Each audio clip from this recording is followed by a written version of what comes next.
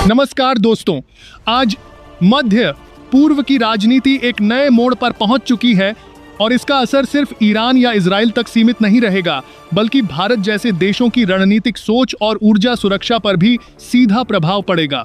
Iran के राष्ट्रपति ने हाल ही में यह स्पष्ट संदेश दिया है कि ईरान को नक्शे से मिटाने की बात करना केवल एक भ्रम है और यह बयान उस समय आया है जब अमेरिका और इजराइल के साथ तनाव अपने संवेदनशील दौर में प्रवेश कर चुका है। इस पूरे परिदृश्य में भारत एक संतुलित लेकिन अत्यंत महत्वपूर्ण स्थिति में खड़ा दिखाई देता है, क्योंकि नई दिल्ली को एक तरफ पश्चिमी देशों के साथ रणनीतिक संबंध बनाए रखने हैं और दूसरी तरफ ईरान जैसे पुराने ऊर्जा साझेदार के साथ स्थिर संपर्क भी बनाए रखना है। और अगर आप ऐसी ही गहरी और सीधी जियोपॉलिटिकल एनालिसिस रोज देखना चाहते हैं तो चैनल को सब्सक्राइब करना मत भूलिए, क्योंकि आने वाले समय में यही घटनाएं वैश्विक शक्ति संतुलन तय करने वाली हैं। ईरान के राष्ट्रपति का यह बयान दरअसल केवल एक राजनीतिक प्रतिक्रिया नहीं है, बल्कि यह उस व्यापक रणनीतिक संदेश का हिस्सा है जो मध्य पूर्व में बदलते शक्ति समीकरणों को दर्शाता है। पिछले कुछ वर्षों में इजराइल और अमेरिका की नीतियां ईरान को नियंत्रित करने या उसकी सैन्य क्षमताओं को सीमित करने पर केंद्रित रही हैं, लेकिन अब ईरान खुलकर यह संकेत दे रहा है कि वह इस दबाव को स्वीकार करने के मूड में नहीं है। यह वही क्षण है जहां भारत की कूटनीति बेहद सावधानी से काम करती दिखाई देती है, क्योंकि भारत हमेशा से स्ट्रेटेजिक ऑटोनॉमी की नीति पर चलता रहा है। भारत के लिए ईरान केवल एक दूर का देश नहीं है, बल्कि ऊर्जा, व्यापार और कनेक्टिविटी के लिहाज से एक महत्वपूर्ण साझेदार रहा है। चाबहार पोर्ट प्रोजेक्ट इसका सबसे बड़ा उदाहरण है, जो भारत को अफगानिस्तान और मध्य एशिया तक पहुंचने का रास्ता देता है। अगर ईरान और पश्चिम के बीच तनाव और बढ़ता है तो इसका सीधा असर इस परियोजना और भारत की क्षेत्रीय रणनीति पर पड़ सकता है।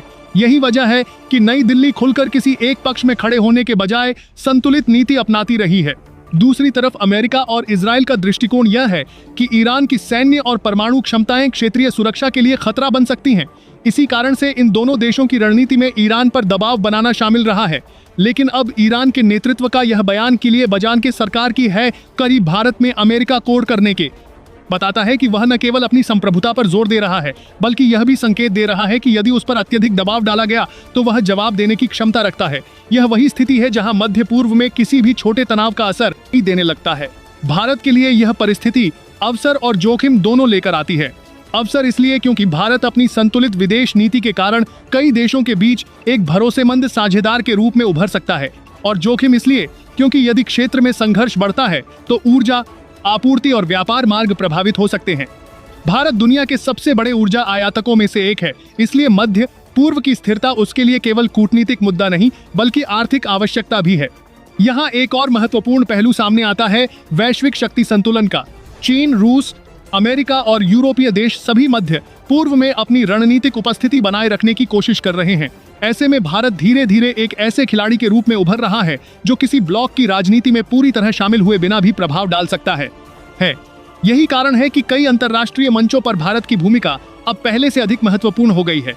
ईरान का यह बयान वास्तव में एक संकेत है कि आने वाले वर्षों में मध्य पूर्व की राजनीति और अधिक जटिल होने वाली है। इजराइल की सुरक्षा चिंताएं, अमेरिका की रणनीति और ईरान की प्रतिक्रिया, यह तीनों मिलकर एक ऐसा समीकरण बना रहे हैं जिसमें भारत जैसे देशों को बहुत सावधानी से अपने कदम रखने होंगे।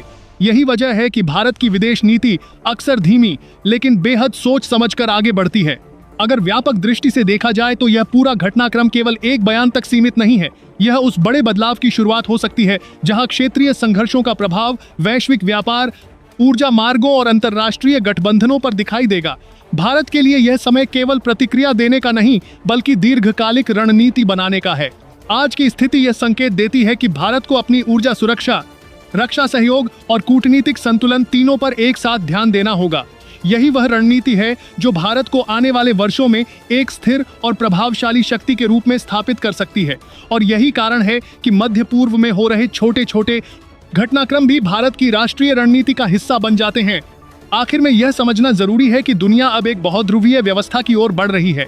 ऐसे समय में भारत की भूमिका केवल एक दर्शक की नहीं बल्कि एक निर्णायक संतुलन बनाने वाले देश की बन सकती है। अगर नई दिल्ली अपनी कूटनीति और रणनीतिक साझेदारियों को इसी तरह संतुलित रखती है तो आने वाले समय में भारत वैश्विक राजनीति में और अधिक प्रभावशाली दिखाई दे सकता है।